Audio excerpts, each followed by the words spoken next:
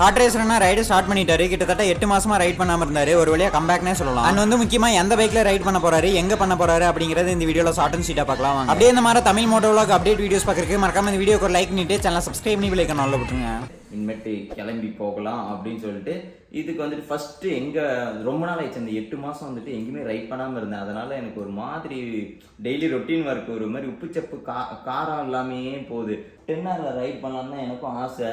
இப்போ இருக்கிற சூழ்நிலைக்கு, அதாவது இப்போ இருக்க என்னோட இன்கம் இதெல்லாம் பார்த்தீங்கன்னா இஎம்ஐ கட்டுறதுக்கு, என்னோட செலவுக்கு, இந்த ட்ரெஸ் செலவு, சாப்பிட்ற செலவு, இதுக்கே பார்த்தீங்கன்னா மருகிய சால்னாக ஆகிடுது. ஆர்சியில் தான் ட்ராவல் பண்ண போகிறோம். ஆர்சியில் சென்னை வர போகிறோம். சென்னையில் நம்ம ஹெச்ஆர் நிறைய பேர் இருப்பீங்க, கண்டிப்பாக எனக்கு தெரியும். நான் கழிச்சு நம்ம ஹெச்ஆரை வந்துட்டு மீட் பண்ண வரீங்கன்னா நீங்கள் எனக்கு வந்துட்டு மெசேஜ் பண்ணுங்கள், இன்ஸ்டாகிராமில் மெசேஜ் பண்ணுங்கள்.